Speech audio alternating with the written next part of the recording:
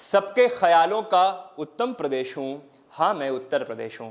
उत्तम प्रदेश यानी उत्तर प्रदेश में अगला साल चुनावी है और हर राजनीतिक दल एड़ी चोटी का जोर लगाकर चुनावी संग्राम में विजयी पताका फहराना चाहता है। इसी क्रम में सत्ताधारी पार्टी के नेतृत्वकर्ता और सूबे के मुखिया योगी आदित्यनाथ ने अभी से तैयारी शुरू कर दी है। उत्तर प्रदेश विधानसभा का मानसून सत्र चल रहा है और इसी सत्र के दौरान योगी सरकार ने अपने कार्यकाल का आखिरी अनुपूरक बजट पेश कर दिया है। इस अनुपूरक बजट में पूरी चुनावी चमक देखने को मिल रही थी और जैसा हमने आपको कल बताया था कि युवाओं और महिलाओं को बड़ा तोहफा मिल सकता है, आखिर वही हुआ। दरअसल योगी आदित्यनाथ ने विधानसभा चुनाव में उतरने से पहले पेश किए छोटे से अनुपूरक बजट में गांव, गरीब और महिलाओं के साथ साथ मानदेय कर्मियों को बहुत बड़ा तोहफा दिया है। चुनाव में समीकरण काफी मायने रखते हैं और योगी आदित्यनाथ को इस बात का ख्याल काफी अच्छे से है। इसलिए अयोध्या और वाराणसी में लंबित पड़े विकास कार्यों को गति देते हुए और नए विकास के आयाम बनाते हुए योगी ने भाजपा के कोर हिंदू मतों को साधने की भरपूर कोशिश की है। सरकार ने कुल 7,301 करोड़ 51,58,000 रुपए का अनुपूरक बजट पेश किया है। यह मूल बजट का 1.33% है। आइए जानते हैं अब क्या आया है प्रदेशवासियों के हिस्से में।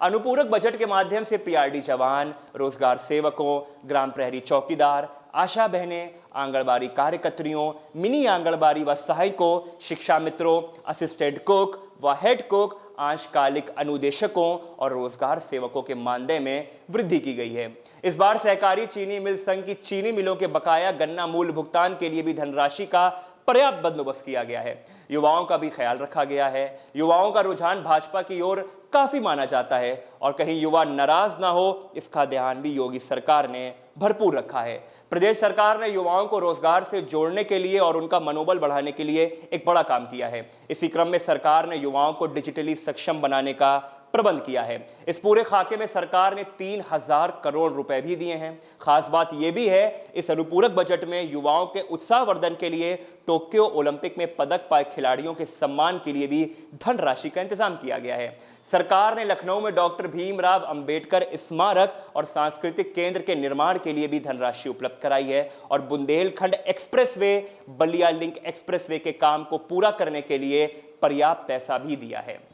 काशी और अयोध्या पर योगी सरकार ने विशेष नजर रखी है और इसी कारण योगी सरकार ने अयोध्या और वाराणसी में धार्मिक पर्यटन से जुड़ी योजनाओं के लिए अच्छी खासी धनराशि उपलब्ध कराई है। श्री राम मंदिर निर्माण के मद्देनजर नई अयोध्या की परिकल्पना को साकार करने के लिए 5 स्थानों पर जन सुविधाओं और पार्किंग स्थलों के विकास कार्य के लिए 209 करोड़ के आसपास का प्रावधान किया गया है। वहीं वाराणसी में गंगा नदी से श्री काशी विश्वनाथ मंदिर तक के मार्ग को चौड़ा कराने व उसकी मरम्मत के लिए 40 करोड़ रुपए का इंतजाम किया गया है। इस बजट में मानदेय कार्मिकों का पूरी तरह से ध्यान रखा गया है और उनकी उस मुराद को पूरा करने का काम किया गया है जो लंबे समय से प्रदेश के 8 लाख मानदेय कर्मी बार बार कर रहे थे। प्रदेश में बिजली कंपनियों के घाटे की भरपाई के लिए भी 1500 करोड़ रुपए दिए गए हैं।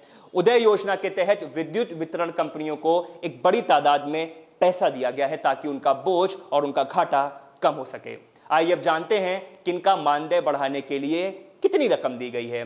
रोजगार सेवक के लिए 40.62 करोड़, प्रांतीय रक्षक दल के लिए 61 करोड़, ग्राम प्रहरी चौकीदार के लिए 47.88 करोड़, आशा संगिनी के लिए 129 करोड़, शिक्षा मित्रों के लिए 123.55 करोड़, आंगनबाड़ी कार्यकर्ताओं के लिए और मिनी आंगनबाड़ी बहनों के लिए 265.7 करोड़।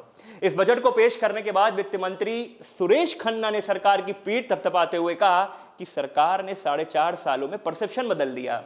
खैर, इस चुनावी बजट में लगभग सभी वर्गों का ध्यान रखा गया है और पूरी कोशिश करी गई है सबको साथ लाने की। लेकिन अब ये 2022 का संग्राम ही बताएगा कि आखिर प्रदेश की जनता कितना इस बजट और सरकार के कार्यकाल से संतुष्ट हुई है।